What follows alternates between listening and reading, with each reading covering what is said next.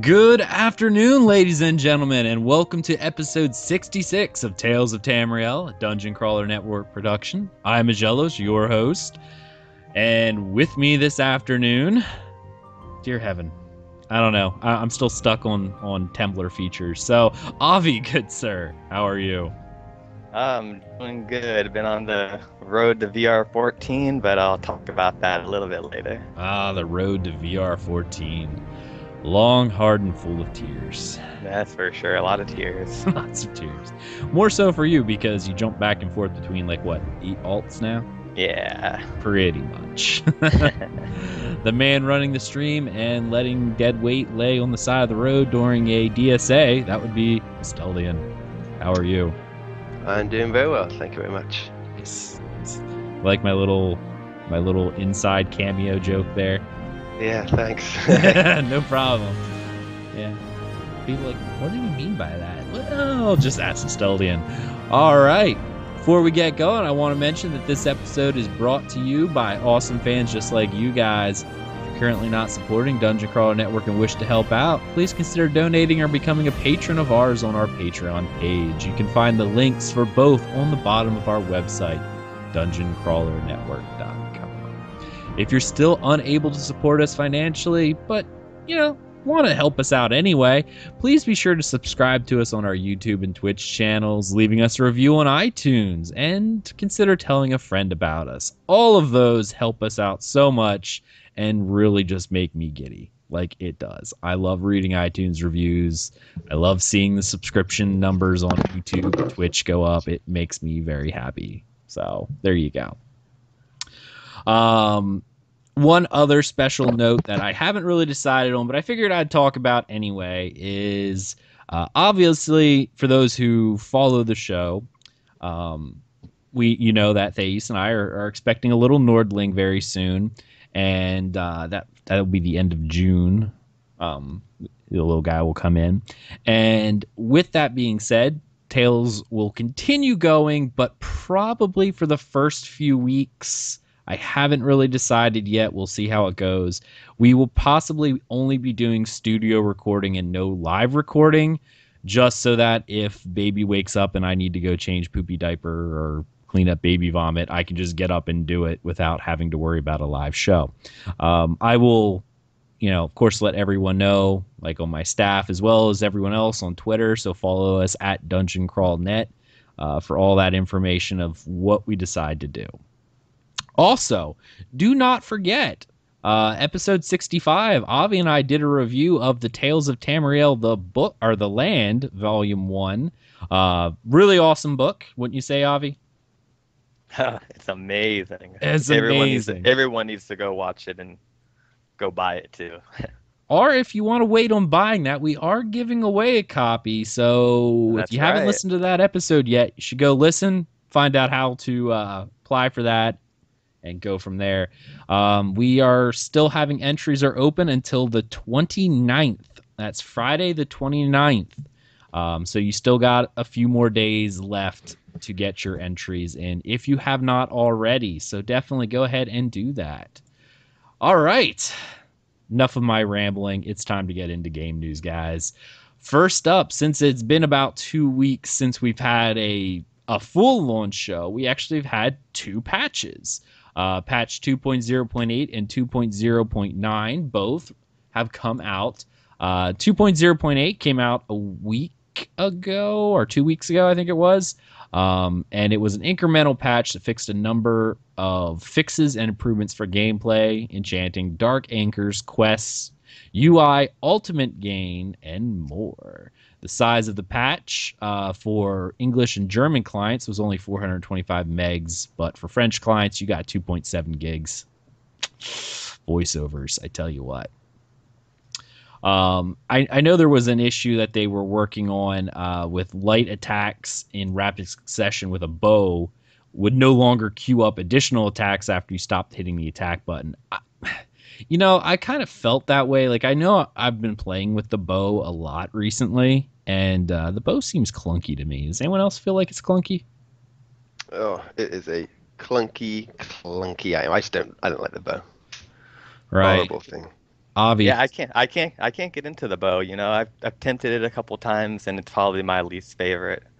Okay. Clunky's a good word. Clunky's a good word for it. It does feel just so weird, like, and I'm a stamina user, as everyone knows, so I'm kind of relegated to using the bow as a ranged option unless I really want to gimp my DPS by trying to run a Resto staff while wearing all stamina gear. Now, given how clunky the bow is, maybe I wouldn't be gimping myself by much, but I don't know. I've always felt like it was just weird. You'd go to attack and it really wouldn't want to do anything. It was definitely really weird. And I know they also fixed an issue where it was possible to stop gaining ultimate, so that was kind of weird. Yeah, our healers got hit by that ultimate gain quite a few times in trials. Oh yeah? Yeah. I'm getting no ultimate. And then I'm going to bring this one up again because in 2.0.8, Adric Spear, focus charged. It's no longer possible to become stuck in the charge pose after triggering the ability. I'm waiting for the roar of laughter. Yeah, I think they fixed that 3 times now. I think that every patch they are like, yeah, it's fixed. Nope. Still bugs out. I literally don't even have I have a skill point and everything else, but I don't have anything in focus charge because it never works. I just don't. So that's definitely one of those. Well, I use it on my PvP build, so it's a little annoying that it doesn't work. Oh, really? Oh, yeah. Why are you using focus charge rather than what weapons are you using? Because obviously I'm using dual wield, and I do have a sword and shield, but that's purely defensive side, so I don't have a way of charging in. Yeah. Otherwise, so if you had a two-hander, you could do the critical rush, but yeah, exactly. It doesn't work terribly. It's just. Yeah, in PvP, if it lags out, you suddenly get stuck in the charge motion, and you have to drink a potion and roll in order to sort of free yourself from it. Right. So it's a very strange kind of combinations, like hopping on one leg during a full moon to try and get everything working again. It's definitely not fixed. Right. Yeah, that's definitely happened to me already too, where after you get stuck in that animation, it's like, I need to attack, I need to do something. Yeah.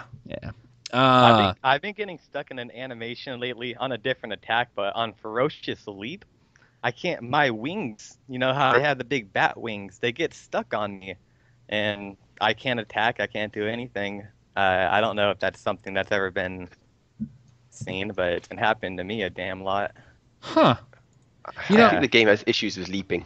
Is that what we're saying here? I think so. Yeah, if you leap in the game, it's just, it's not gonna work. I mentioned this when the game first came out, and it was how weird the jumping looked. It's not as weird as some games. I think like Final Fantasy 14 has some weird jumping. Like it just doesn't want to jump well. But this one, the jumping in this one still felt. How did I describe it? It felt like jumping in a room where the ceiling was too low and you hit your head, because it just stops at a point where you think like, hey, it shouldn't stop there. I don't know. It just feels very clunky and unnatural. So I don't know if their whole jumping animations are all that great. I mean, I know abilities are different, but just anything where you're up in the air, just something doesn't feel right. Yeah. Yes, I can't tell you how many times I bugged out and died in veteran, banished cells, getting pulled up in the air and dying, getting stuck up there. That happens a lot. So, interesting. Another thing that I really, really liked was that all item sets now scale off your character's highest stats, just like Ultimate.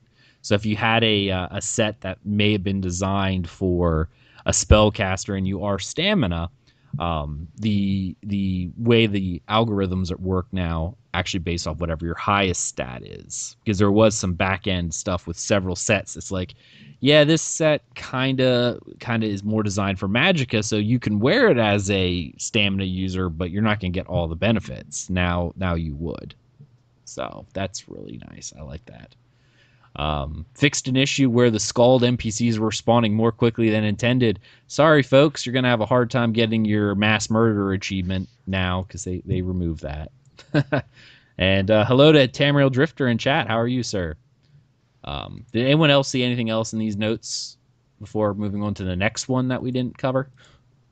No, I don't think so. All right. It weren't very exciting. Nothing really exciting, yeah. Well, yeah, these small patches are just little things. The next week, they dropped another patch on us, which is 0.9, which, Avi, you and I talked about a little bit in episode 65.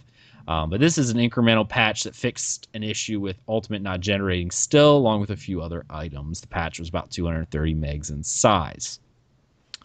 One of the biggest ones was Veteran Elden Hollow with the final boss, Bogdan, the Night Flame. Would now wait a bit longer to cast his Pulverize if he just completed casting Daedric Flame.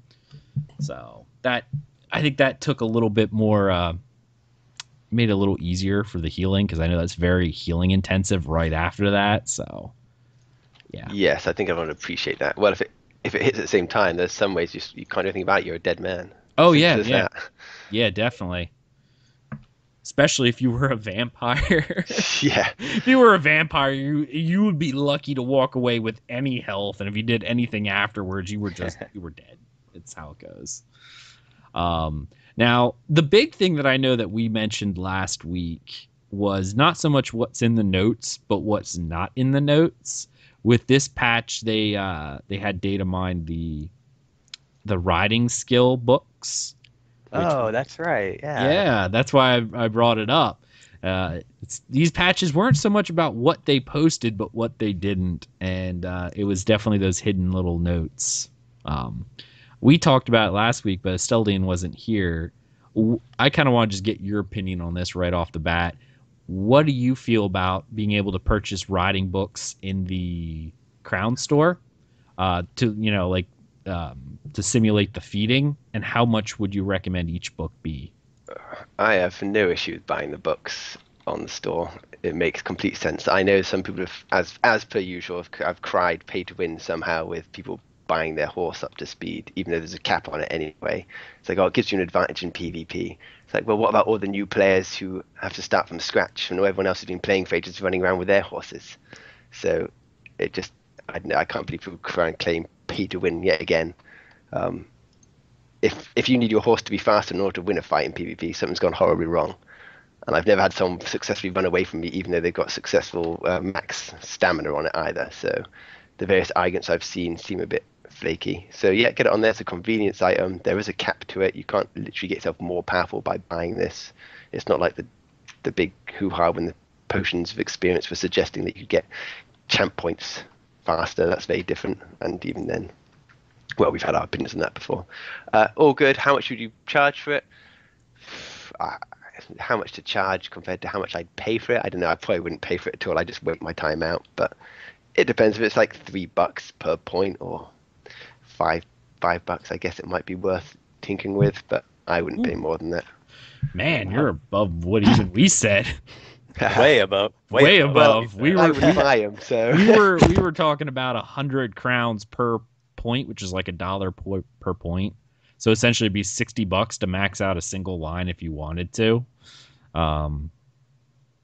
Yeah. And plus you would have to do it for every character.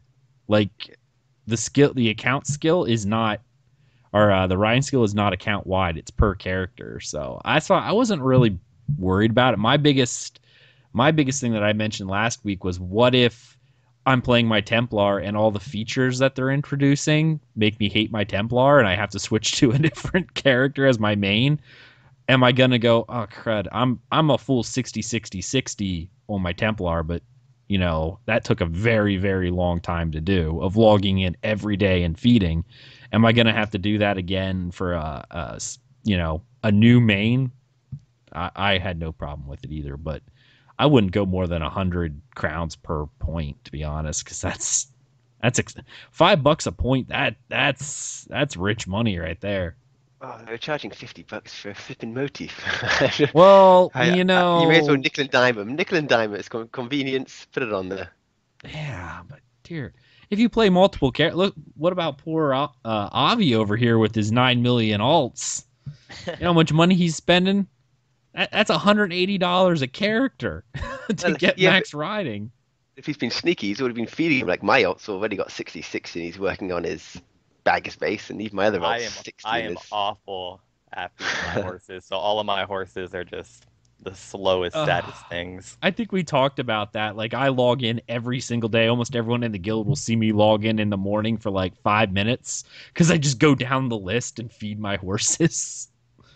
Yeah, I do that. I just put a bunch of money on them, park my alts near the stable guy, and just go down the list, grabbing their bags and they're feeding their horses.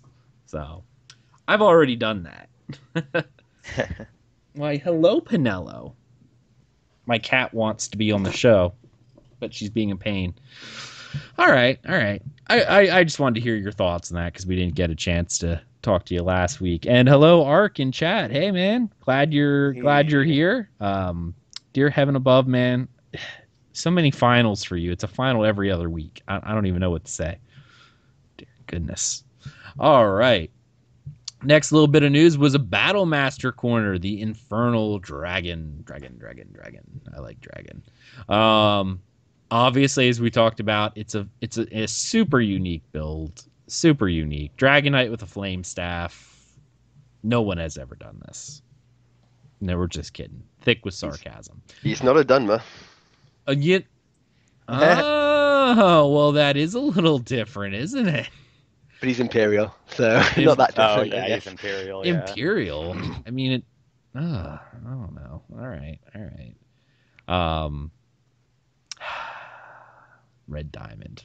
I don't know. Yeah, if it was a Dunmer, that would be a little different. But in any case, Imperial Dragon. I know we talked about this a little prior to the show, and Asteldian pointed out a couple interesting things. So I'm going to go ahead and let him talk about that real quick. Yeah, the skills seem solid enough that he's picked. I'm just curious what it's supposed to do in terms of, is it actually the main healer for your group? If it is, it doesn't have healing springs, which is unusual. It's not unforgivable. I know quite a few builds that don't use healing springs on a regular basis, but it's still a bit odd not to have it there. And if it's not the main healer, then how do you do damage to bosses? It's AoE and healing, so it just seemed a little weird to me. I mean, as I say, the skills were good. It's solid. If it has a specific purpose, I'm sure it works very well. Just, I don't know what it is. It doesn't really go into that detail. Just says supports its group and does some AoE. Yeah, I'm reading the thing up here, and it does talk about being an AoE, powerhouse, and then being able to roll from a DPS to a little bit of a support. But with that word support, makes me think they're not a main healer; that they would be primary damage dealer. Yeah, so that's what concerned me, because you're missing some serious primary damage. Yeah, what is crushing shock or whatever the new meta is for that? For a spell, like, you have no single target DPS that I can see.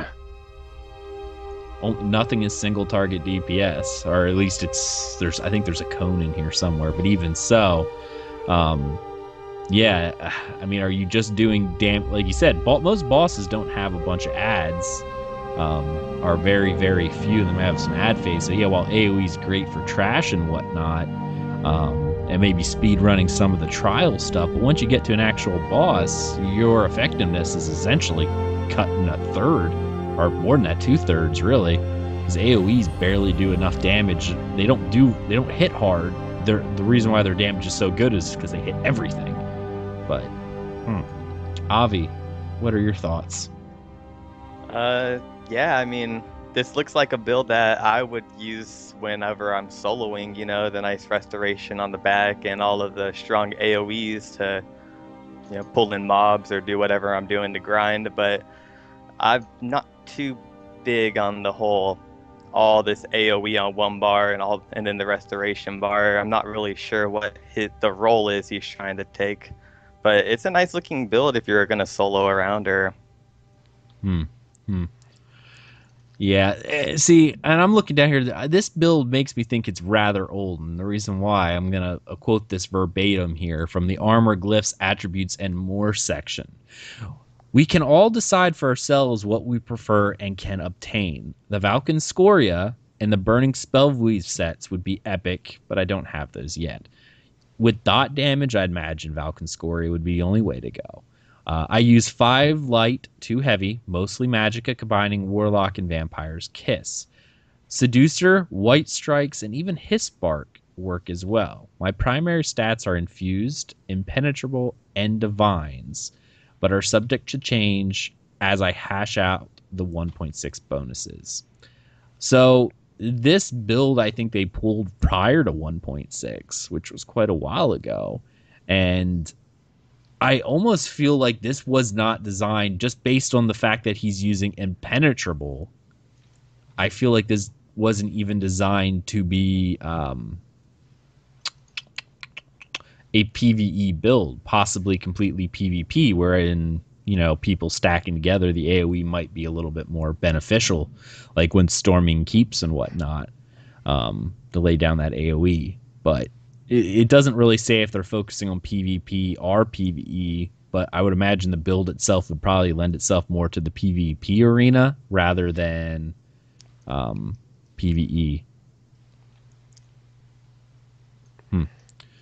So that's my thoughts, because why would you put Impenetrable on it if you weren't doing PvP? Because bosses don't crit in PvE.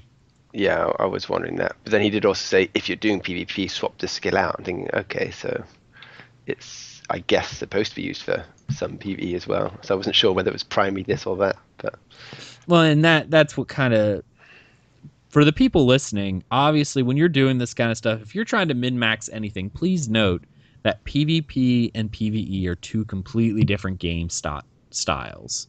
And gear is not necessarily interchangeable between the two styles, particularly, as I mentioned above, Impenetrable, which reduces the chance to crit, doesn't help you in PvE because bosses and mobs don't have crit as a skill. They do not crit. Like, I know in other games like World of Warcraft, a few others, prior to one of the latest expansions, I can't remember if they removed it, but bosses could crit up to a certain percent, so tanks had to get a certain level of stats to avoid being crit. That's not the case in this game. There is no crit from PvE mobs, so Impenetrable is a worthless trait to have on your armor if you're solely doing PvE. PvP, completely different. Well, it used to be completely different. I believe Impenetrable is pretty useless for PvP as well now. I think that's because everyone stacks Nirnhoned. But well, no, I think they just changed it so it just doesn't. It used to just negate all crit, and now it does something pathetic, like reduces the damage from a crit by 1% or 2, or something feeble. Yeah. Tamriel Drifter in chat says there should be a purpose roles section on every Battlemaster corner. I agree wholeheartedly. Yep, I agree with that. Because some of these, like, we're tearing these builds apart based on our experience, which almost is exclusively PvE based. Is us on, those of us on the show, we dabble in PvP, but it's infrequent. We're more of the PvE raider, dungeon crawler kind of questing kind of group. So that's where we're at now. And I think I blame ZOS partly for this, because they kind of gave us a template for doing this. They really should have put what is the purpose and role of this build? Because if they're like, hey, this is what we do, well, then we probably wouldn't sound as harsh as we do on some builds, especially if they're like, this is just what I run while questing. Well, yeah, when you play questing, you do completely different stuff than what would be considered optimal for trials or vet dungeons or DSA. You can pretty much get away with anything with questing, but this AoE build would be wonderful for questing if you like just to run in, grab a whole bunch of stuff, and AoE down. This would be amazing, but that doesn't happen in dungeons and in trials. Maybe a little bit vet DSA, but all right. Well, we talked about this. I mean, regardless of the fact that we don't know what the purpose of the build is, these are our thoughts. I would be really interested to find out what you guys think as well, so you can always leave us a comment on these and on anything we talk about in the show, and I know we'll respond to you and let you know what we think about your thoughts. But I'm curious to know what you think about this Infernal Dragon. I'd actually really be kind of interested to know from the person who wrote it which I don't see a name on it at all. Anyway, sometimes they give their names, and this person did not. I'd be really interested to hear what your thoughts were on this build. All right. Moving on, we're going to mention this, but since Thais is not here, we are not going to read it. But they did release another Loremaster archive, which is the Rituals of the Divines. So, as they say, in this week's Loremaster archive, Arturius, I don't even know, some imperial name, the Bishop of Akatosh of the Temple of Kavach paid us a brief visit to discuss the Divines and their rituals. The topic means a lot to him, and we were grateful for him to stay long enough to answer some of the questions that we received. So it just talks a little bit about, if you haven't read this book, which I know I have, 9 Commands of the 8 Divines, that's the book in there, and they also went into some lore about the Divines and all the different rituals around them. If you want to check it out, please feel free to do so. It's on the official Elder Scrolls Online page under their community or Loremaster Archive community programs. So check it out, read it, especially if you're a follower of the Divines, because it's awesome. All right. Black Panther coming to the Crown Store and leaving by Tuesday. With this, they're also offering a sale on several items, including the blacksmith outfit, the chef's outfit, and all of the normal motifs. I think they're 50% off. But after Tuesday, they are being removed from the store. Avi, what are your thoughts, sir? I really like this Panther. Out of the 3 Senshais that they've released, I think the Panther is probably the coolest looking. But for the price, I'm not going to purchase it myself, but I think it's awesome, and I think if it's your kind of thing, then, hey, power to you. Okay, all right. I kind of want to touch on that, too, before I get to Asteldian price point. Each one of these Panthers have been essentially $25 in crowns. That's what it is. It's $25. Now, I will mention this. All the bonus mounts that are in like World of Warcraft, which I know I mention that a lot, but it's one of the games that I've played the most. But when they introduced their cash shop, if you will, even though they're still a subscription game, they had a little cash shop. Their pets were $10, and their mounts were $25, with the exception of like one, which ended up being like $30 or something like that. So it's not unheard of that these kind of things carry this price tag. But why do you think the Senshai Tigers are $25, whereas the Gwar are $12 and the horses are like $9? I think it's simply just because they're limited time offers. Okay. But then again, I say that, but then again, they also have that horse with the fire, and that's the same price, right? I think so. I think that's so. $25. Yeah, I believe so. Yeah. I mean, it's not uncommon in the game world. I mean, I've heard of other free-to-play MMOs where mounts and stuff were even way more expensive. So $25 is not unheard of. And I say this from a AAA type MMO. Warcraft example kind of set a price and said, this is what we're charging. And, I mean, while it's up there, I mean, it's not uncommon from a reputable company. Most free-to-play companies, I always say, are, take with a grain of salt because they're there today, gone tomorrow. It's what they can turn out real quick. Hey, Obi, welcome to the chat room, buddy. So that's kind of what I feel about. So I don't think the price is too expensive. I just kind of wonder why they're pricing it, so different.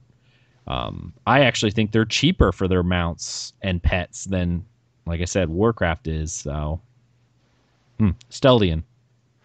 It's because they're cooler. They're more unique looking, and they can get away with something for $25 because people think that looks awesome. I want it. You couldn't sell one of those boring horses for $25 because there's something cool about it. But at the same time, to have that unique, cool looking horse or mount, it's got to be priced a bit hefty so that not everyone is going to go buy it. At $25, you really, really have to want it to get it. So it helps make it a unique and sort of more rare mount. Okay. Even without limited time only, because some people aren't going to spend $25 on it. Me. I did. But then again, I bought there's not a single thing in the Crown Store that I haven't bought, with the exception of the motifs, because I farm those. Well, and I wouldn't buy anything like that I could get in game. If I could get it in game, I'll work for it in game. So, yeah. My subscription just renewed for another 6 months, so I had an excess of crowns and nothing on the crown store to buy. So when this came up, I'm like, yep, buy. I still have like 4,000 crowns left. And I'm the opposite. I've bought a costume, and that's back to cover my sandals for PvP, which I don't even need anymore. So I have one item, and I don't even use it. And I'm sitting with about 5,500 crowns because I got a subscription still, but I didn't need anything. So nice. I might buy the Breton outfit when it comes out, possibly. Oh yeah. We'll roll right into that one then too. They showed on the on ESO Live, they showed some concept art. They are working on new costumes based off the CGI trailer characters. One for the Nord, the Imperial, and the Breton. The Breton one does look really good. Really, really good. Asteldian, have you seen those on Avi? I have. I didn't really care much for any of them except the Breton one, and I thought every Nightblade who plays a stealth class is probably weaning himself with excitement at the idea of getting that outfit. Even Nightblades who said they would never buy crowns bought crowns for this particular costume. Yeah. Avi, did you see these yet? Oh yeah, I'm the same way. I'm all about that the Daggerfall Covenant one. I've always been trying to find different armor sets and armor pieces to try to make that style looking. So nice. Finally, they're gonna just give it to us as a costume. I'm excited for it. No more trying to dye your armor and finding the right pieces to get it looking close. Now you can just have it. Exactly. Yeah, I definitely think that so far, just from the concept art, that one, of course, looks the best of all of them. Even though I'm a Nord at heart, that one obviously still looks the best. Hey, the Nord one does look really cool, though. If you got a really big, buff, brute-looking Nord, and that armor will look amazing on them. Yeah, this is true. I want, here's another question. I know they have the armor. I wonder if they're gonna come with like a weapon skin.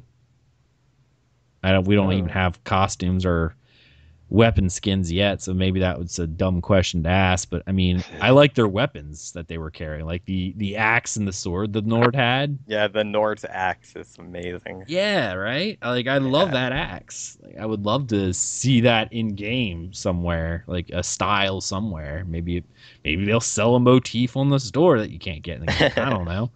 Maybe it'd be part of the PvP gear sets. It would suit the Ebenheart PvP outfit with a big ass axe. Yeah, definitely. Who doesn't love a big axe when you're killing elves? I'm telling you. Right. Cool.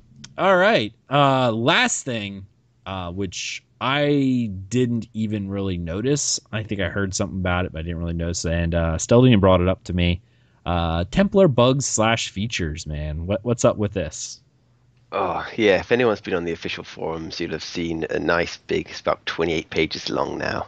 And it's a well-done list of various issues with the Templar class. And it wasn't a point of, oh, boohoo, we need this improved and this and this. It was just basically saying, this is broken because of a bug, this has got a bug, so on, so on. For example, the Templar charge, everyone knows it's fairly issue-ridden. There's a global cooldown every time you finish charging, so you essentially kind of stun yourself for a little while. There's a problem where it gets caught and you end up running around with a spear in your hand like an idiot and can't use any other skills, which they've tried fixing about 3 times now and it's still not fixed. There was other skills as well. Breath of Life now has a mysterious delay in it and it takes quite a while to cast. Of course, you can animation cancel it to help keep it as an instant. So basically, it's harder to spam. As you can see, it's hard to notice, but obviously if you're trying to keep people alive, you suddenly notice a lot more. But it's about like half a second delay or whatever.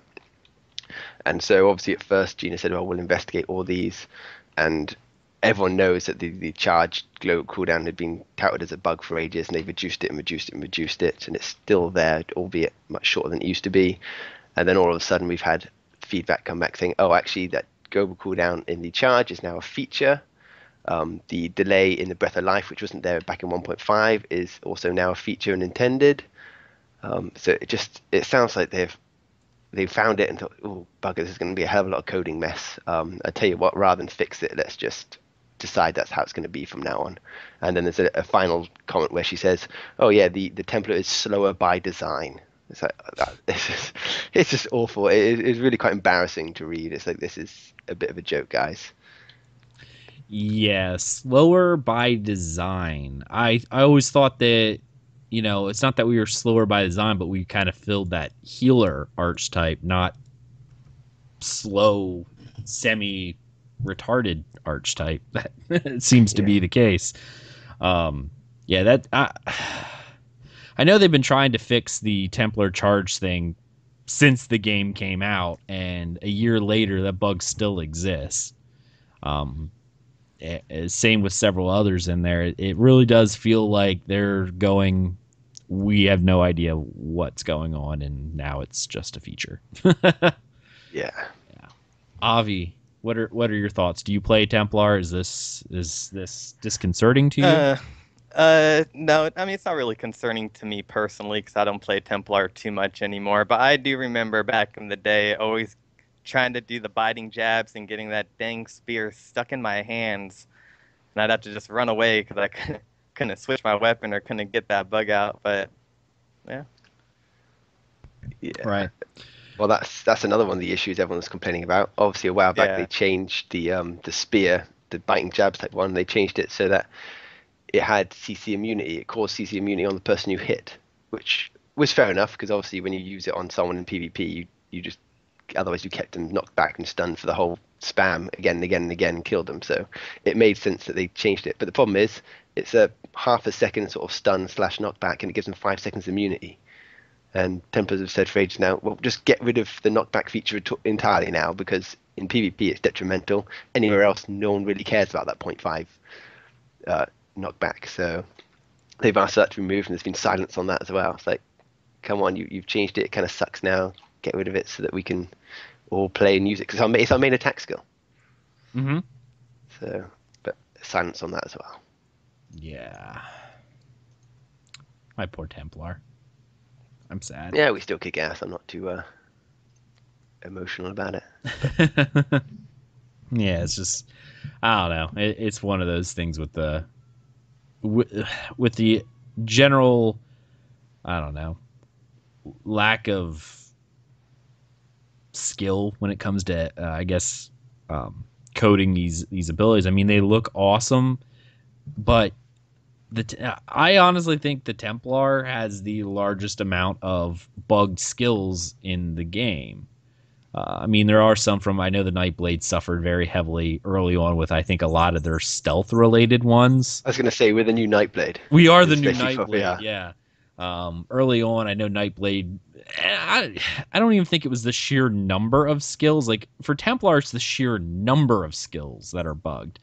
For Nightblade, it wasn't that there was a lot of them that were bugged. It was just the fact that we're supposed to be super stealthy, and all of our stealth ones are bugged. We only might have a handful, but the most prominent ones that are supposed to play into the archetype that we're supposed to represent are bugged. I think that's how it is. But the Templar ones, almost every single one of our skills is bugged in some odd way.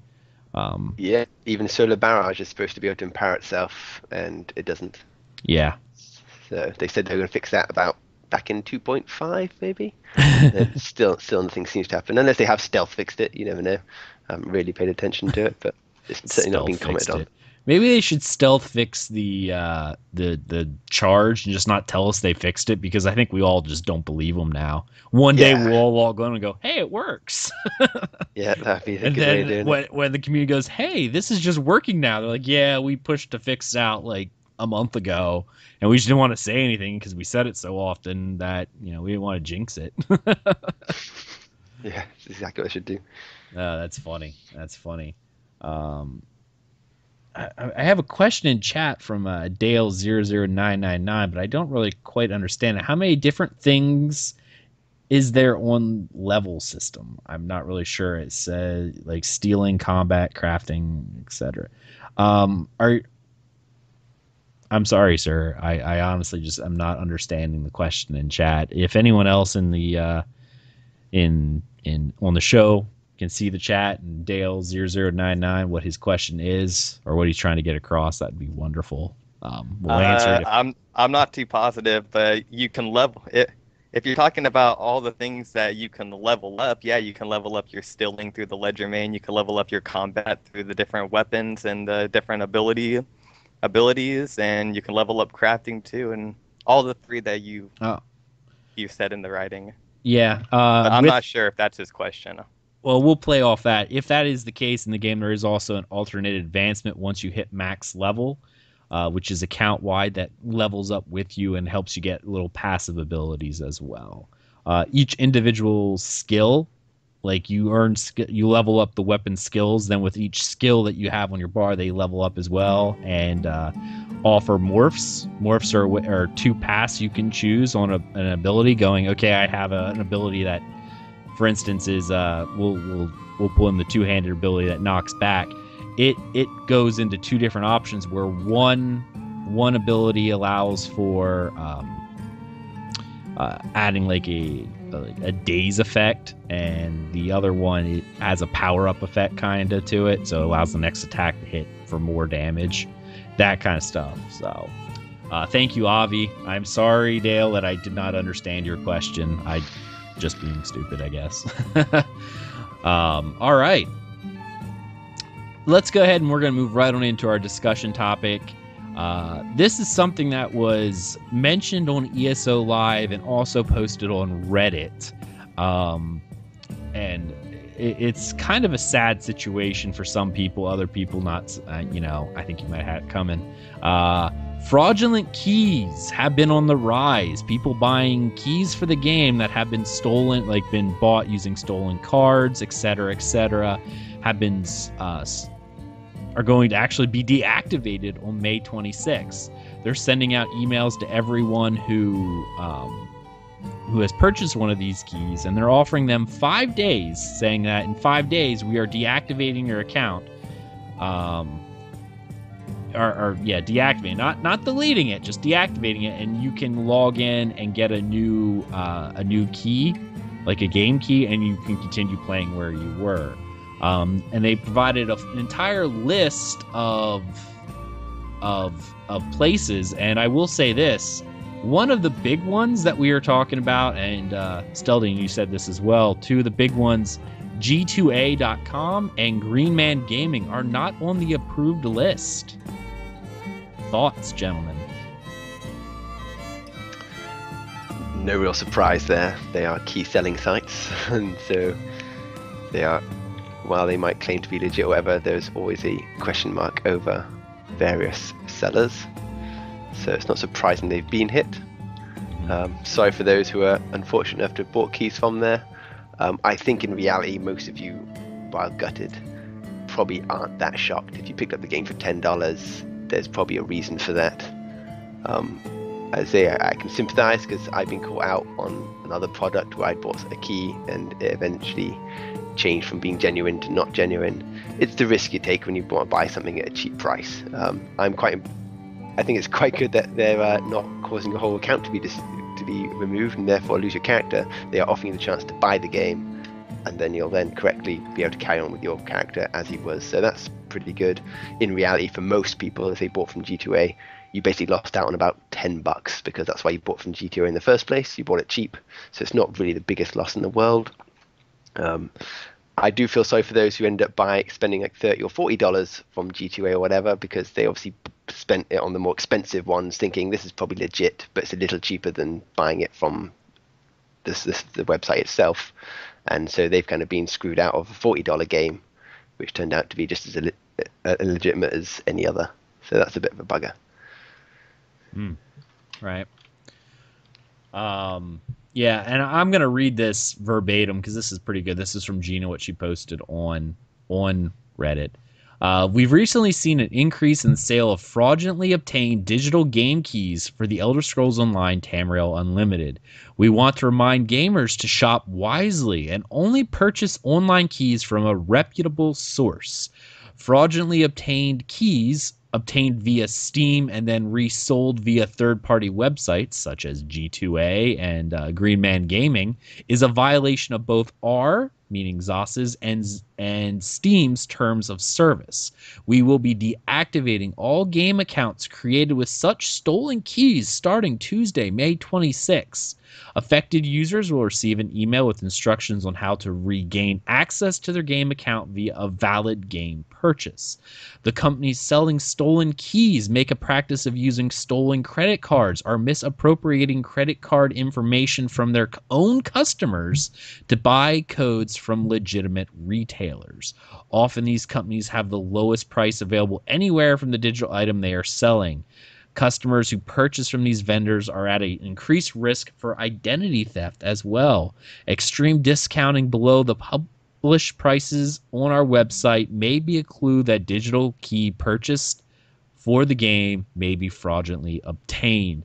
We want to ensure that you have the best game experience possible. To avoid unknowingly purchasing a stolen game key, we suggest that you purchase from our site or one of the official retailers listed below. And I'm going to link this in chat as well as in the podcast description, so you can see this. I actually went through and looked through this just because I had those in my head.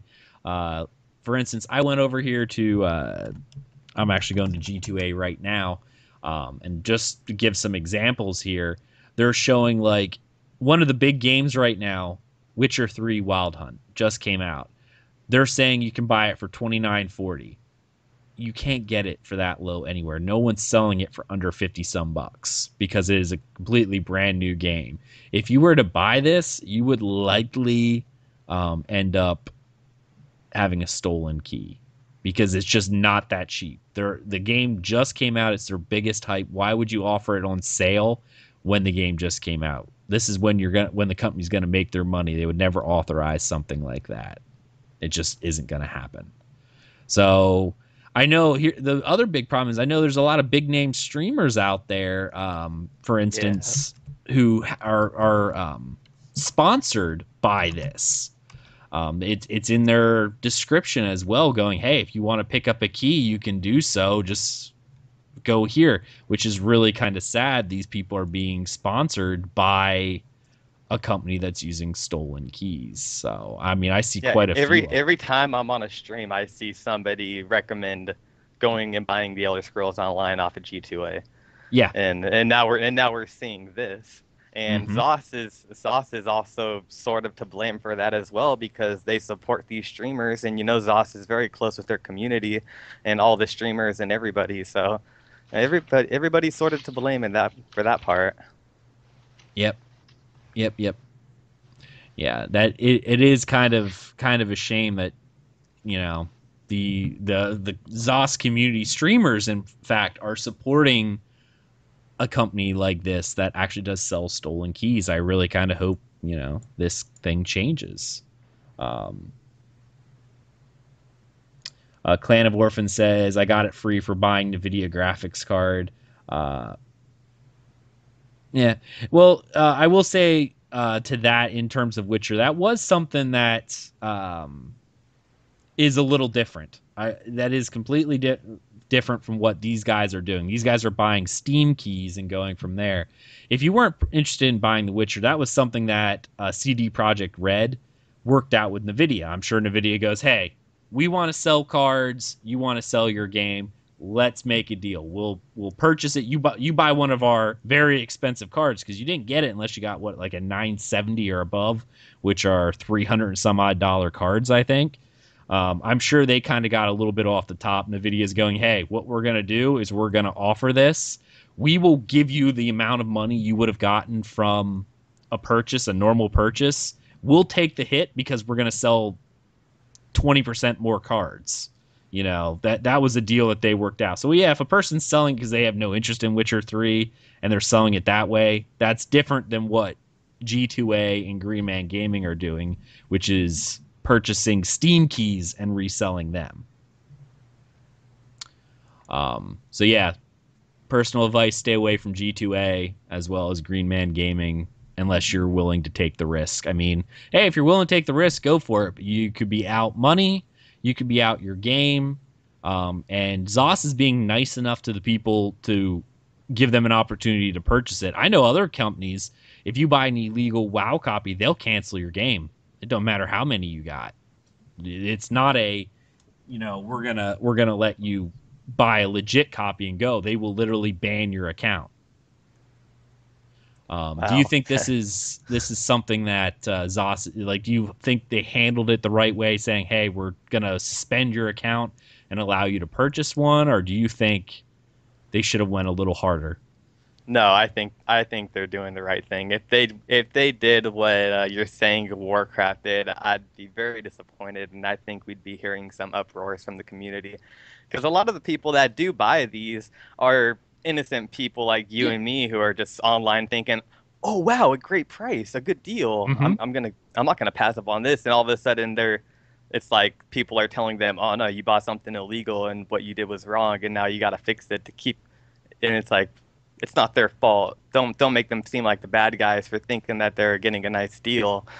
So I think it's a really good idea that Zenimax is gonna be very lenient with this and say, you can keep your account, you can keep your characters, don't worry. It's just that your account is stolen and wrong, and you need to fix that. Yeah. I mean, obviously, we all know the Reddit community sucks. Like, they're terrible. But listening to some of the conversations that are being had in this thing right now, one of them was my friend bought. I'm just gonna read. I'm not even say the name because I downvoted his butt because he's being stupid. But my friend bought both the Imperial Edition off G2A for like $40. Obviously, the game's not that cheap. That's 40% discount. Come on now. I hope he can get a refund for it since he probably used the G2A Shield program. There goes my last bit of ever wanting to play the game, though. Not going to buy a new key. Well, it's your fault for buying a key that was stolen. It really was. I mean, I know what you're saying. There are innocent people, right? But that's kind of like that whole "I'm a prince of Nigeria" thing, and I want to wire you money. Yeah, the person who did that, were they innocent? Yeah, they were. Were they stupid? Yeah, they were. That's how I feel about this. I mean, it's not the company's fault. I think ZOS is doing a very generous thing by not deleting your account, because obviously it's a stolen good. You bought a stolen good, and therefore it's completely within their terms of service that they could ban your account, but they are not.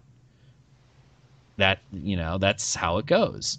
And the amount of comments I'm seeing of, hey, it's not fair, this is, and I love the one guy. I wish I could find him in here. Oh my goodness.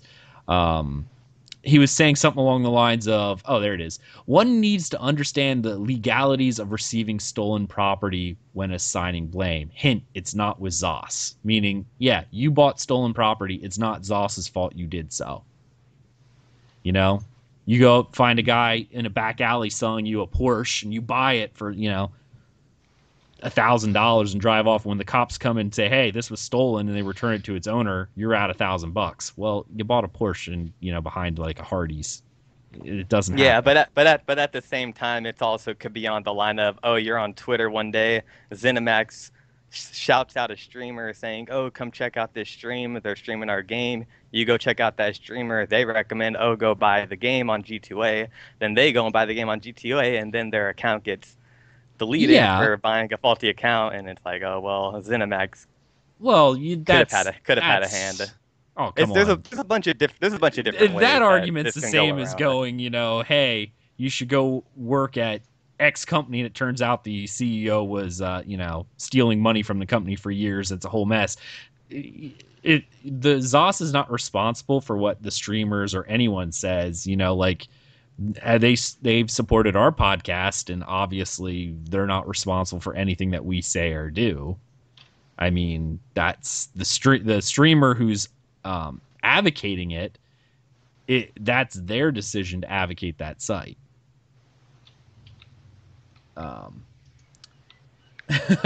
Clan of Orphan says, hey there, everyone should have bought it out of a black Buick in an alley behind a drugstore like me. Probably the sad part is, man, your copy is probably legit. It was just stolen, like, physically. Yeah, yours is stolen more clever. Yeah, it's harder to trace your copy, so you're probably straight okay. From Walmart. Yeah, so I mean, it is what it is. It's sad for the people who bought it because, like you said, it's kind of like the people who lost their entire fortune going, "I'm Prince of Nigeria." You trusted somebody you shouldn't have. Now, will you get your money back? I don't know. You could actually go back to the company if the company is reputable. I don't know about G2A, but Amazon, for instance, is a reputable company that if you got a stolen key from them, I don't know how you would have, but if by chance you did, they have a way of going, oh, we will refund you your money. But in all likelihood, if a company's selling stolen stuff, they're not going to refund you your money. Well, G2A do have a insurance thing that costs like $1 more. So they're aware, obviously, that some people do dodgy accounts, and you can buy in a way of protecting their customers. So if it turns out that everyone who had the insurance gets their money out, then, at least G2A are kind of doing their bit. They're accepting that some of because they can't guarantee where the keys come from. Right. But if they're doing the insurance and they're willing to pay back those who got scammed, then that's a good thing. So as far as dodgy companies go, at least it's quite reputable that they say, well, G2A, you can take the risk, and if you pay that extra $1, you are kind of safe in doing so. But I do. And then G2A gets $1 regardless if they sell you a fake key or not. Yeah, exactly. Here, you give me $1, I'll give you something. You hand it right back. I still got $1, so thank you. Yep. But so it makes sense to them.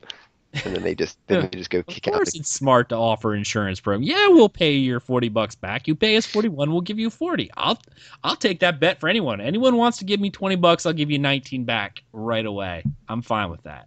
And then presumably they go kick the seller and say, right, you did something dodgy, but I made $1. So but I made $1. So slap on the you can wrist. carry on selling it at risk. They won't get rid of the seller, but slap on the wrist. Don't do it again. Mm-mm. Yeah. But yeah, so they do that. But yeah, no, I think it's a good thing that they're not deleting the accounts. I think that would be a bit petty. I mean, you're right, they'd be within their rights, but not even Microsoft does that. If you buy a Windows key and it ends up no longer being genuine, you don't have to activate in 30 days. You can carry on using the Windows. You just can't get the updates anymore. Mm-hmm. So even Microsoft, who, let's face it, are known for their money grabbing ways, aren't saying like, right, you have to activate again in 30 days or buy a new copy or else you're screwed. It's a case of, okay, you've got a dodgy copy. Right. You're going to have to, if you want any more updates, you're going to have to buy the real version. Asteldian, you're being told in chat you need to invite Brywolf. I just did. Tales of Tamriel supporting grouping since, I don't know. Since Zostone. Since Asteldian's ahead of the group. Hey, since the group finder doesn't work in game, might as well just come into our chat room. We'll put groups together for you. Apparently, it's all good. It's a full service here. All right. Well, we kind of talked on fraudulent keys, and it kind of actually went a little longer than I thought it would, but it was a good discussion. I really wanted to talk about it just because of what it was. I mean, I know if you read the Reddit chats, I mean, oh my goodness, Reddit chat's always 90% negative anyway, and people are stupid. But it is what it is. People going, I got ripped off by Zos because no, you didn't. You bought a stolen key. You got caught. Deal with it or leave. I honestly don't care. In fact, I don't even want you back. You can just leave. If that's your attitude behind it, you can just leave. It's Zos's fault. No, you bought a stolen key. You did something wrong. Even though it wasn't intentional, you still did something wrong. I say go back to the company, try to fight for your refund. If they don't give it back to you, it's a life lesson. Buy from reputable sources at all times. There you go. All right. Time for Tales. Let's talk about what we did in Tamriel this week. Asteldian, why don't you go ahead and go first? Okay. What did I do? Let's see. I did Vet DSA the other day, trying to take a friend or a guildie through. We got all the way to the end, and tragically, we got the boss to 0% before we ran out of lives. So that was a little frustrating. Crap, dying. But we went again, well, on the stream, in fact, or just before I started it, and we finished it. So he's got his achievement now. So he's a happy man, no doubt.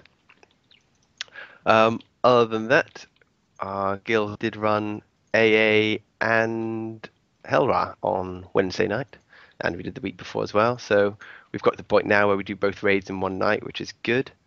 We just need a few more people so that we can regularly raid twice a week, so that we can do Sanctum on one night and then the other two on the other night.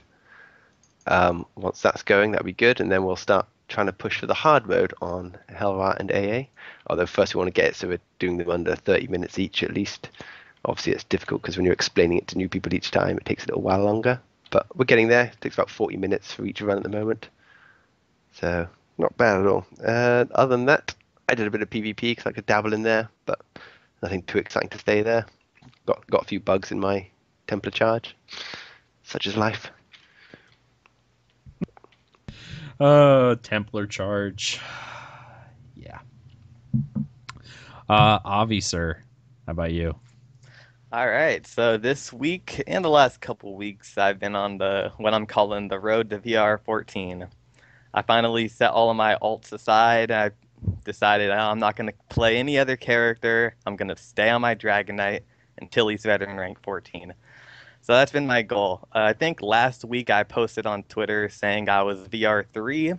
I'm VR7 now and almost VR8.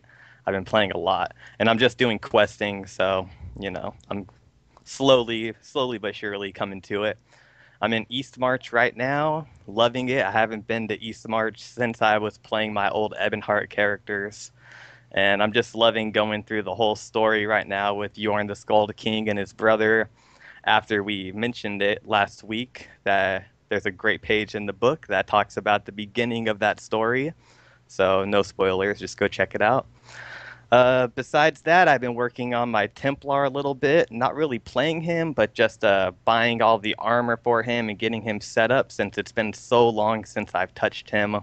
Back when I used to play him, I didn't know anything about armor sets or how to craft better armor or make armor better, and now that I do, I think he's actually going to be a lot more playable. So I've been working on him, and I'm getting him ready to bring back out. He's VR7 right now, and he's going to be the second guy I try to get to VR14. And my goal is simply just try to get a different character in each class VR14 in the Daggerfall Covenant. And it's going to take a long time, but I'm enjoying my character so far, and yeah, that's pretty much been my week. It's been a very calm week, just playing by myself, doing a lot of questing, enjoying the stories a lot more, trying not to skip too much dialogue, and just having fun, enjoying Tamriel. Very nice indeed. I've been doing a little bit, like, for those of you who do not know, I've been having an insanely busy week this week, so I haven't actually been able to get on hardly at all. Due to work. Last Friday through Sunday was a migration of our bank, so we purchased another bank and we had to work on that. Followed by my real life best friend, actually, his younger sister passed away this week from a stroke. Actually, 23 years old and passed away. So.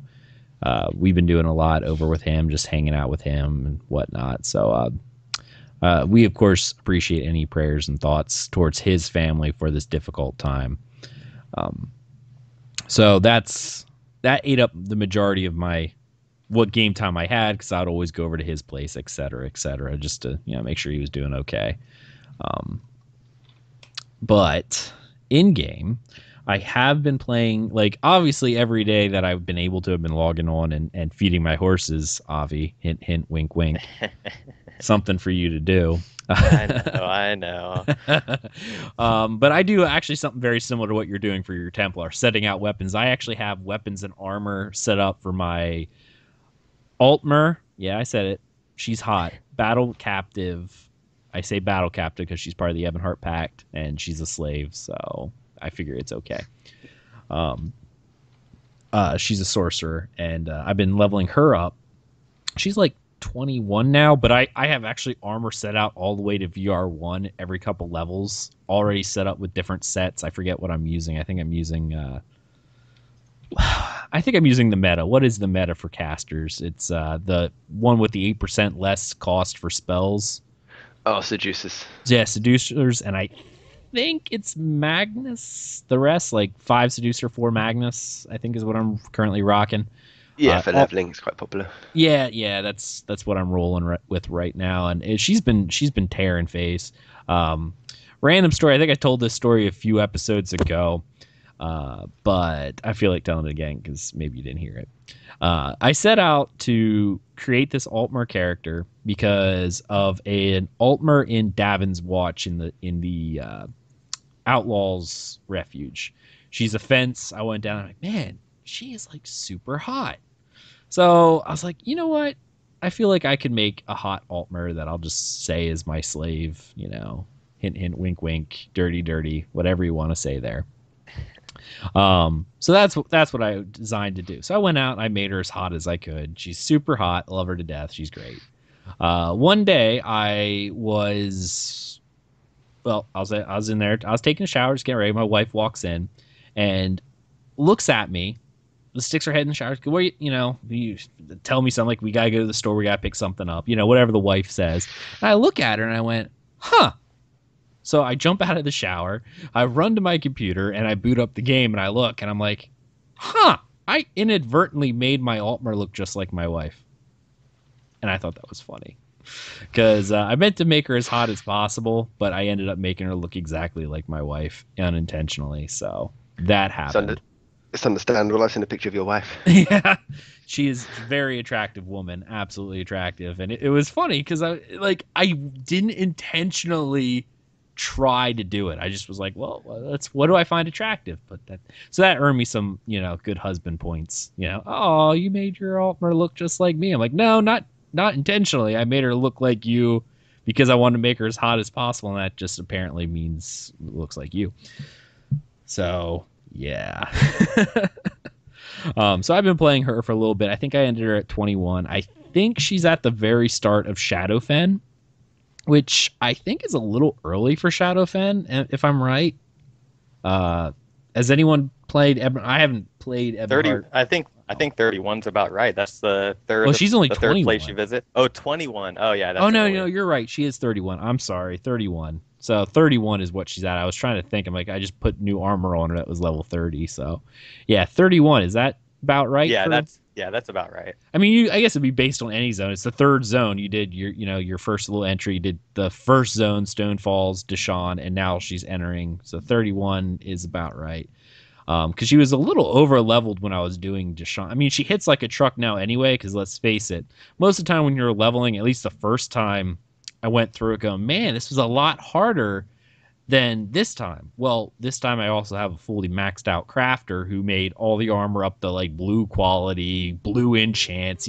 She has all this stuff that my first character never had. He was putting on armor that he got from quest and whatever he picked up.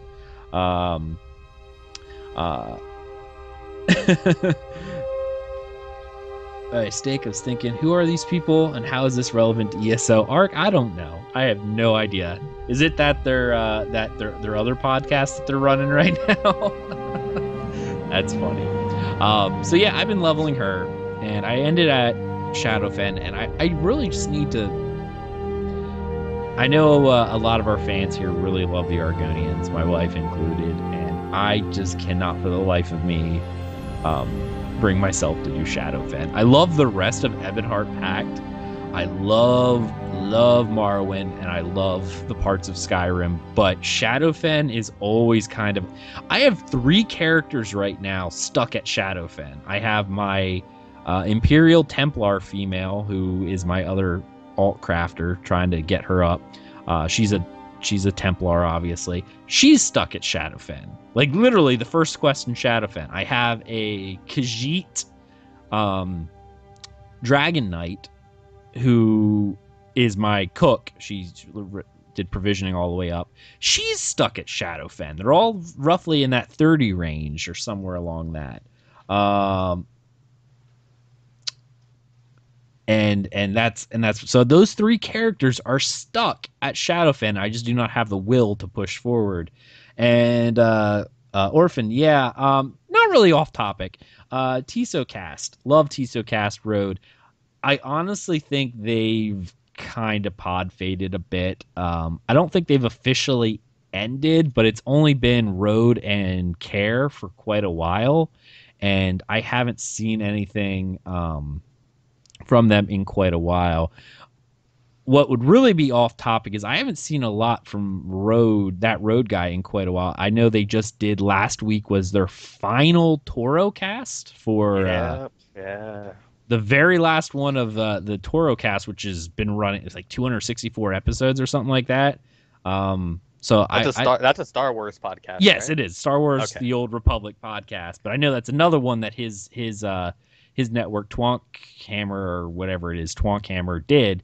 And they officially ended that one. I only knew it because Rhode's a friend of mine, and I follow his stuff.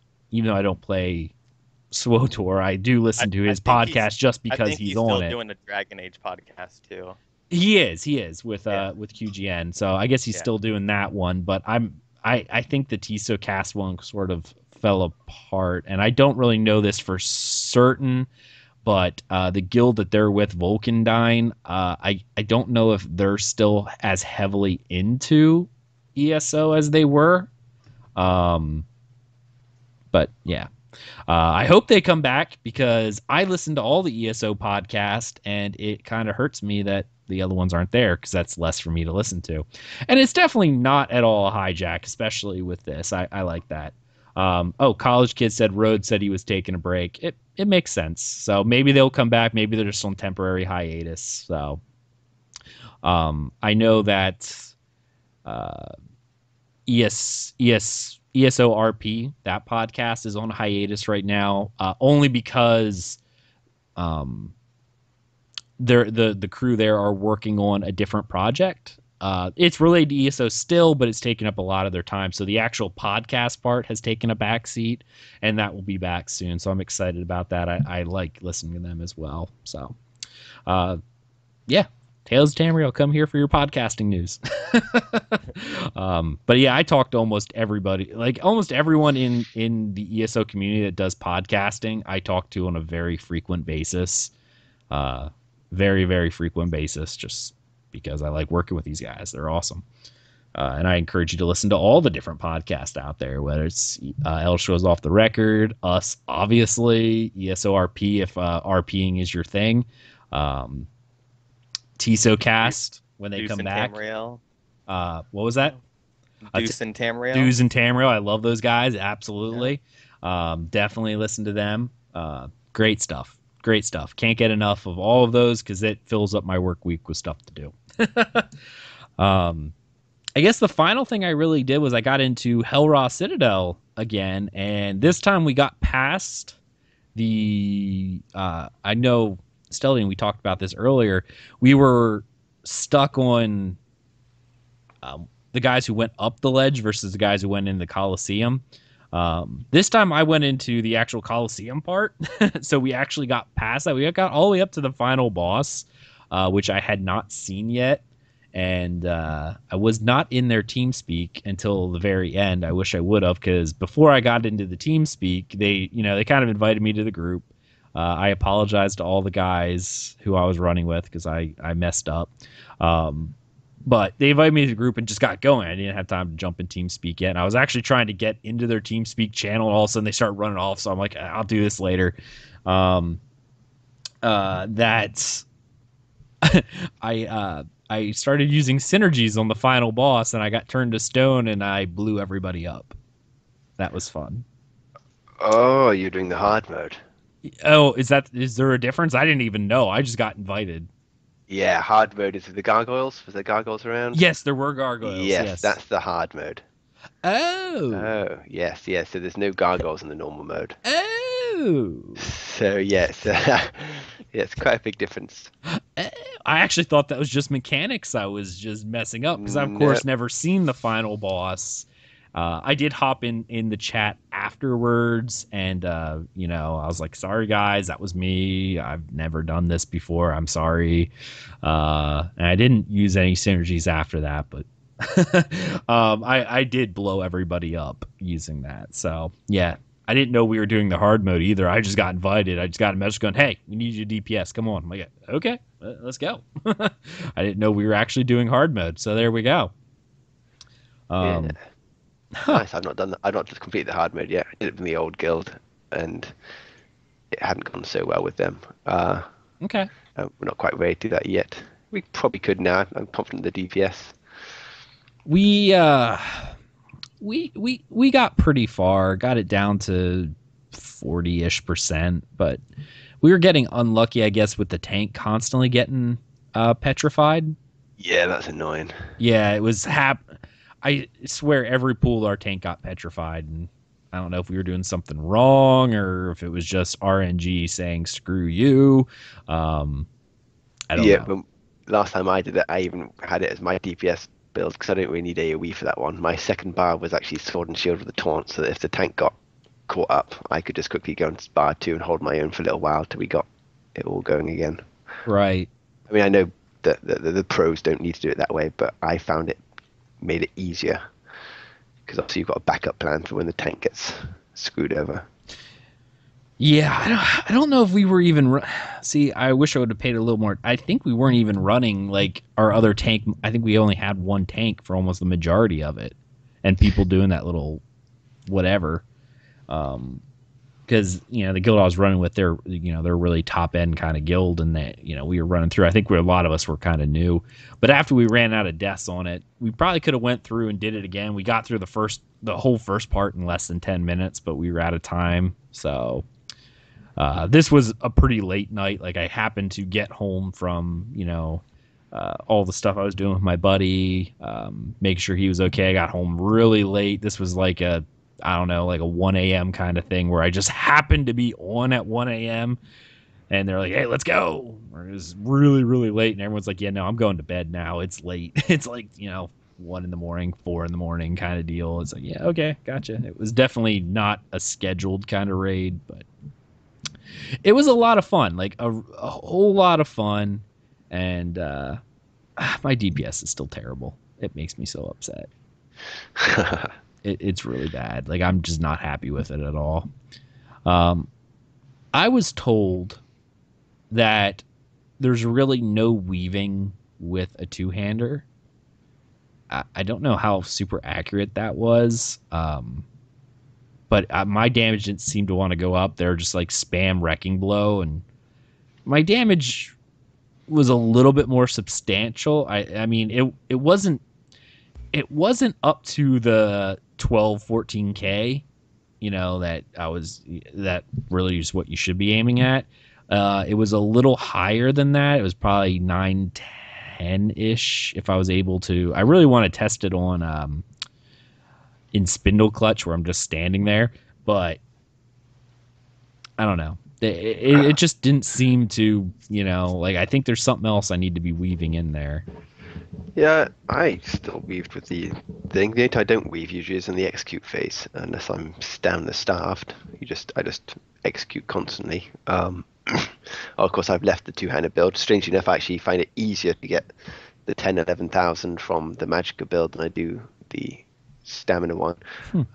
But of course I also lose out. I mean, I'm running around because I know this build is supposed to be able to do much more, but with food on, I'm on about 26,000 Magicka because of course a lot of my stats are on health for tanking, so I'm quite short there compared to what other builds can do. And you'd be surprised how much of a difference it makes having just the tiniest bit of weapon damage missing, and it all adds up. Like if you got the Ravaging set and the Hundig set, the damage you can do there is very different.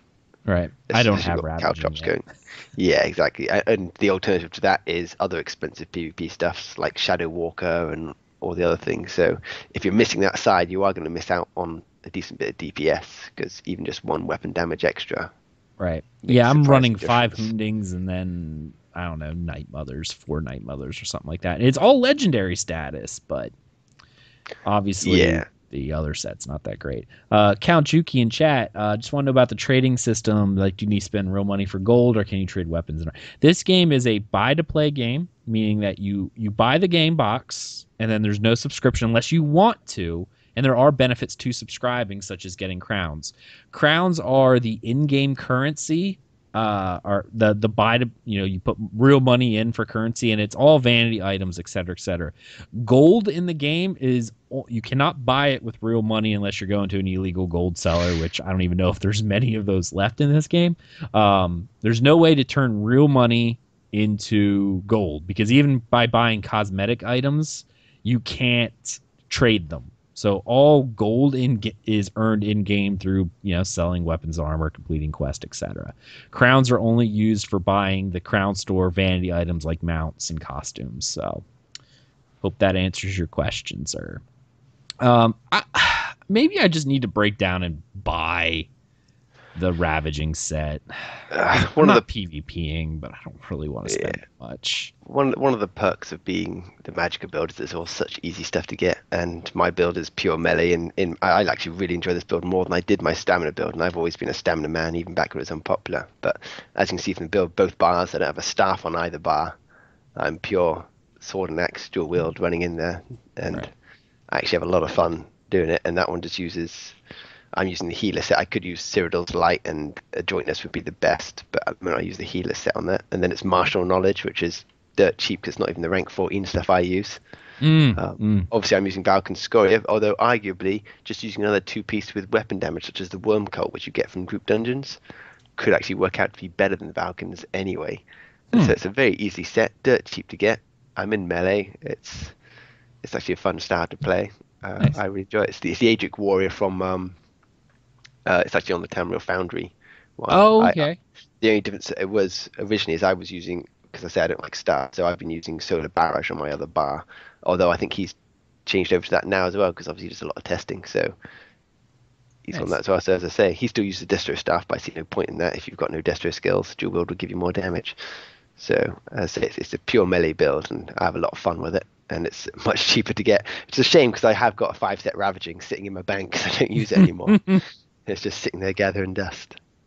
Count Jokey, yes, this game will be exactly like that for console. It's going to be exactly the same. Buy to play, you buy the game. There's no subscription fee for it, but you will have to buy DLC with the crown currency, which you spend real money on, or you could do a sub fee, and then you get a monthly allotment of crowns, bonuses, and access to all DLC when it comes out.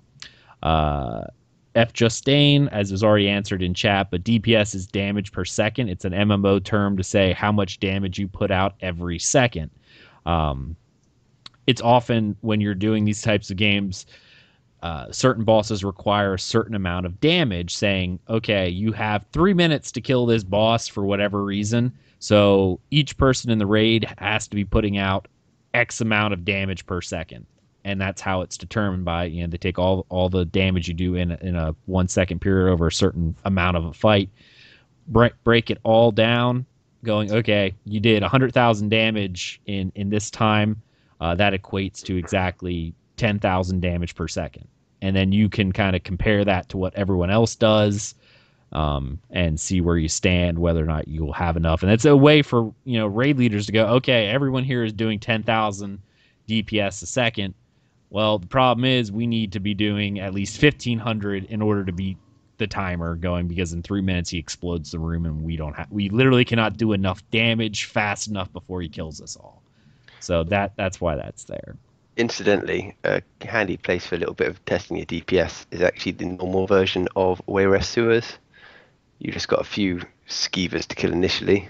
I'm actually in there now. Oops.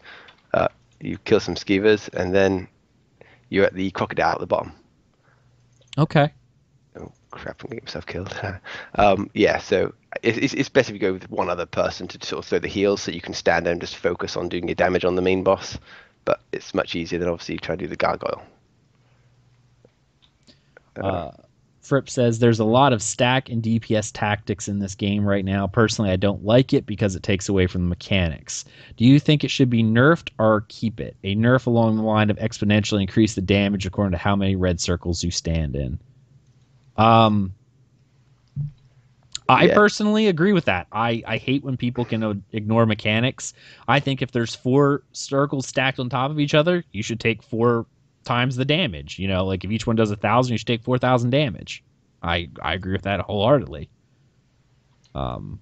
Unless you're talking about if you step in one red circle, you get 1,000, and then the next one you step in the same fight, you get more.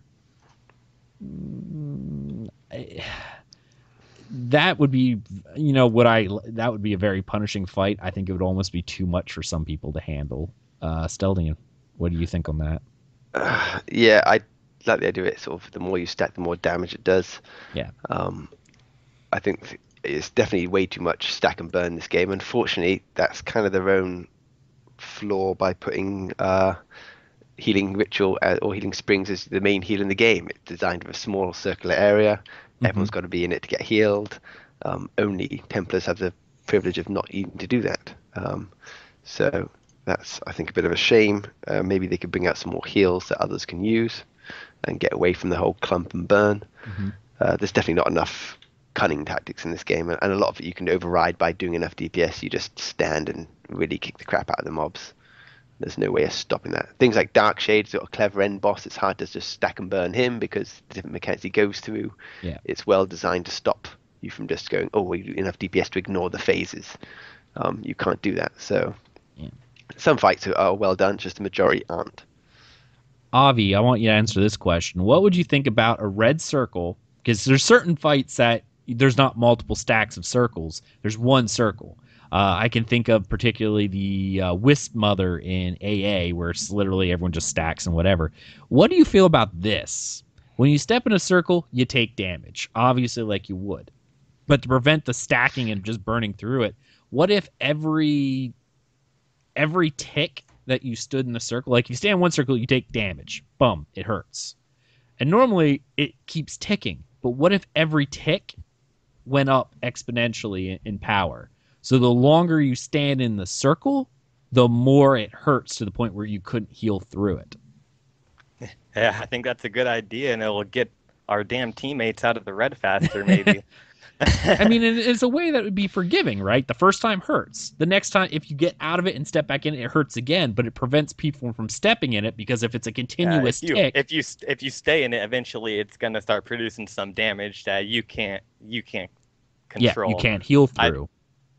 I think that's a good idea. I actually really like that. What about you, Asteldian? Yeah, I think that's a clever way. In fact, funnily enough, the first boss in Hel Ra with the well, you're familiar with it, his whirlwinds of damage. Yep. You'll notice because if you try a stack phase there, I'm sure some people can do it, but for your more average team, if you stack up on that, by the time you've got 6 whirlwinds in there, it starts becoming too much to deal with it. It's kind of mimicking the effect you're saying, so it's just sort of getting more and more and more. And actually being able to do that with just like, as you say, just having one whirlwind in there and it starts ticking like that, it'd be the equivalent sort of design. I think that's actually quite a clever way of doing it. Nice. I think it'd be interesting. I think we should write a post about it. All right, guys. Well, that's kind of the end of our Tales section, and we're up to our add-on spotlight, sir.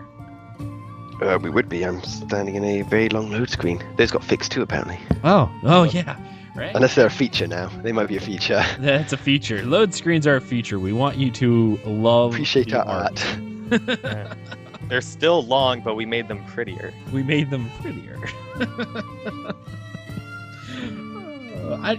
a guy who loves the artwork so much, I don't even think that would work for me. Oh no. Oh my, that's funny. That is funny indeed. All right. Well, while he's doing the load screen, I guess we can go ahead and move on to. We'll come back to the add-on community spotlight. Guild Corner, Avi, sir. All right, cool. Yeah, Mortal Entity is a PvE guild for the Daggerfall Covenant. We're moving towards more of an in-game style guild, but we're still accepting members of all levels and experience for the meantime. To join us, you can just message me in-game at Avi Optimal, or you can register at our website now at mortalentity.gamerlaunch.com. Nice.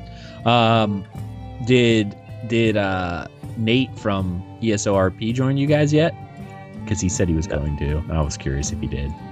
No, he didn't. Does he play on NA? He was telling me in, I forget where we were, a Twitter message or something like that. He was considering making a Daggerfall Covenant character on NA to join you guys. I've gotten a few people that have messaged me and have came from the show, but yeah, he hasn't. He you're hasn't told me gonna have to anything. yell at Nate.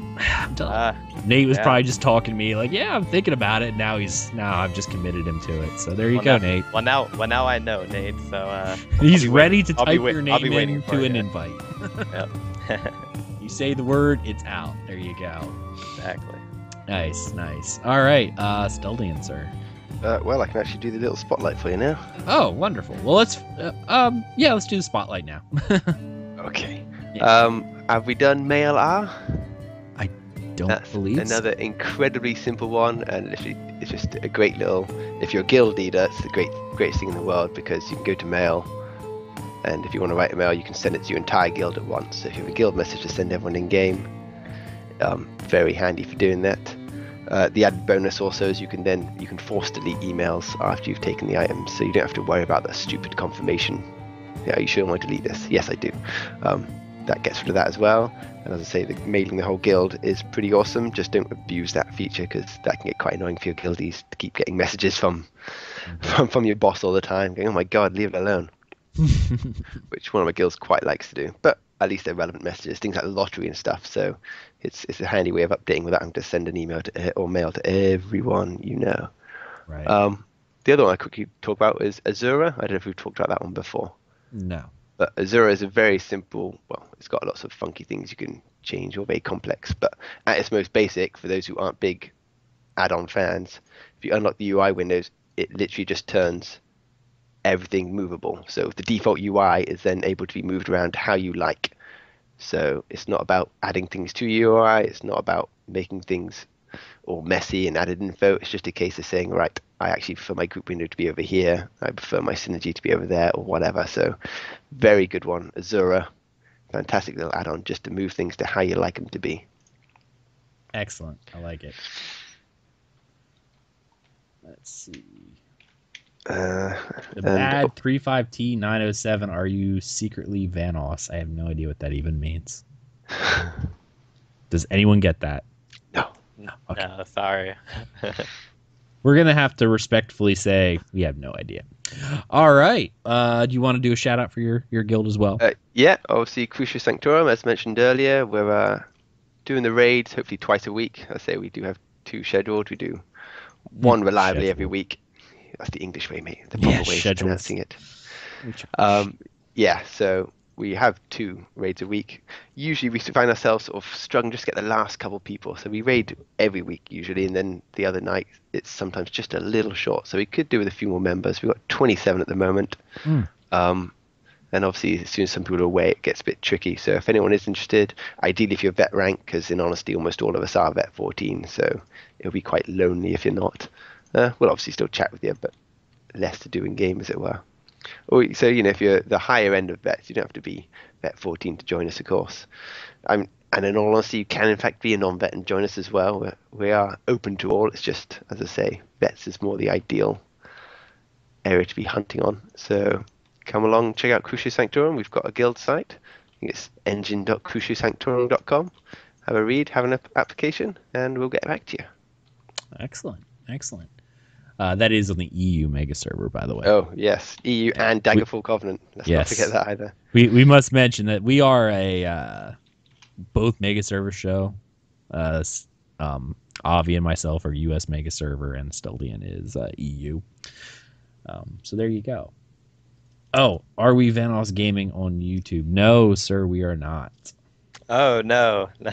No. Dungeon Crawler Network on YouTube, though. Check it out. Subscribe. Be awesome. We love you. All right. Dear. All right. Time for Wings of Fate. Obviously, that is the community trading guild of the Dungeon Crawler Network. And we have been doing terrible with our bidding war on traders. Makes me sad. Yeah. I don't know. There's been a bunch of trading guilds, I guess, moving in and taking all of our spots, and it makes me sad. So we're trying a new spot again this week, and hopefully that pans out for us. Because I've actually kind of halted all recruiting. I mean, obviously, if you're a fan of the show and you want to come hang out with us, absolutely. But I haven't been recruiting for new traders until we actually have a trader again, because I'm obviously not going to bring people in whose only sole focus is trading if we do not have a guild trader. So We do not at this point, and it's very sad. It makes me very frustrated. So we'll have to move on from there. But yeah, yep. All right, let's go ahead and I guess end. Oh no! Before we end the show, that is right. We do have a guild raffle to do, and I'm going to send this to you in chat. Asteldian, there you go. If you could pull that up and do a random.org, because we had a guild lottery to do this week. Okay. It's obviously a little lower than it has been the past few weeks. Obviously, the majority of that is because we haven't had a guild trader for the past 3 weeks, I think it is. So that's really been hurting us. Right, what's the minimum and maximum? The minimum is 2, and the maximum is 59.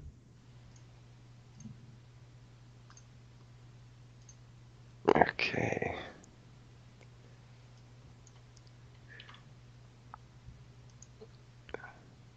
I'd do a drum roll, but it would echo through the mic. Da, da, da, da, da. Okay, the random number is 44. 44. And that is Hero. Hero lives. Good luck, or good job, sir. Not good luck. Should have been good luck before that. Good job, sir. I will send you the money in-game as soon as the show is over. So congratulations. The new raffle will again start right now. Get your tickets in, obviously, and we'll go from there. All right. Guys, it's the end of the show. We made it through another week. Crazy week, indeed. So let's go ahead and give our final thoughts and let everyone know where they can follow us, find us, etc., etc. With the absence of Thais, who I always say to go first, I don't know. Let's do Asteldian first. Okay, well, it's another fun show after missing last week's, which is probably good, actually, because I ended up having a nasty cold, so I wouldn't have sounded very good at all. Yeah, nice to be back on, though. Good to talk about some stuff. Hopefully some slightly more exciting news might be able to turn up at some point with the console release coming. We might actually start hearing some stuff for the future, so I really do look forward to that. You can't find me anywhere. You can't find me anywhere. I'm Dungeon Crawler Network or my guild or at Asteldian in-game. Excellent. There is a Twitter account at Asteldian as well, but I am the most boring Twitter person in the world, so he follows me, Dungeon Crawler, and every once in a while favorites things. But... every so often, yeah, but I haven't done it. It's been on there for about a week at least, I think. Terrible. All right. And Avi, good sir, what are your final thoughts for the show? Nah, it was a great show. I really enjoyed it. Thank you to the chat room for coming and hanging out with us. Just like Asteldian, you could find me on Twitter at Avi Optimal. But if you want to come play with me in-game, I'm always looking for new people to play, and that's also at Avi Optimal. So just send me a friend request. Excellent. Yeah, thank you so much, chat room, for coming out. We had a nice active chat room. You guys are great, asking questions. I love seeing that because we'll do our best to answer them if we can. We hope that was... very informative for you. As Asteldian said, these past few weeks, we didn't skip last week. Avi and I, we held the fort on an off night and took care of a little mini show that we hope you enjoyed. We still had a little giveaway, so make sure that giveaway is still going and get your entries in. So check that out, episode 65. Check out the post. Figure out what you got to do. You have till Friday the 29th to get your entries in. With ESO, obviously, there's always going to be stuff for us to talk about because we can always talk about what we did in game. Obviously, this week for me has been very, very hard, and that's why my gaming talk has been very little because of real life circumstances, both work and unfortunately passing of a friend. So that ate into my time. But we're also kind of in a holding pattern. For those of you who know, June 9th, the console version of ESO TU comes out. But we haven't had any content really since then. So, yeah, a lot of the news we talk about is little things that we find across the web, small patches, obviously the fraudulent keys, things like that. There's nothing really exciting for us to sink our teeth into until, the first DLC release, really. So we apologize for some of the lackluster news, but we try to provide you what we can with what we got. And we hope it is an enjoyable show regardless. So that is what we got there. Those are my final thoughts for the show. You can find me personally. My personal Twitter is at Aggelos, AGGELOS_WOF. I also post a lot under the Dungeon Crawler Network Twitter account, which is Dungeon Crawl Net. Check me out either there or on my personal. My personal one I don't use for too much of anything other than sending pictures of cats. So if that's it would interest you and you like looking at cats, you know, a picture of a cat called, you know, what do you call a pile of cats? You call it a meowton. Get it? I like it. That's what I do in my personal one. My Dungeon Crawl Net, which I post on for the network, is a little bit more active and a little bit more game related. So check that one out as well. Definitely sub to that. We do encourage you to subscribe to our YouTube channel where the video of this will be up. I am working on a new format as well. Like an overlay kind of format. We obviously have some new stuff coming out. We have a Dungeon Crawler Network podcast that will be starting in June. I promise you it will start this time in June, which will be kind of like a general MMO gaming kind of thing or gaming news thing.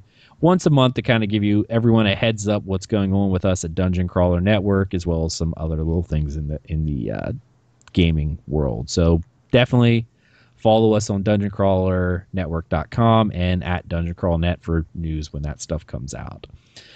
All right, guys, thank you so much for listening, and we really hope you enjoyed yourself. Everyone have a great night. Good night. You just listened to another episode of Tales of Tamriel, a Dungeon Crawler Network production. If you want to get involved, please be sure to check out our website at www.dungeoncrawlernetwork.com.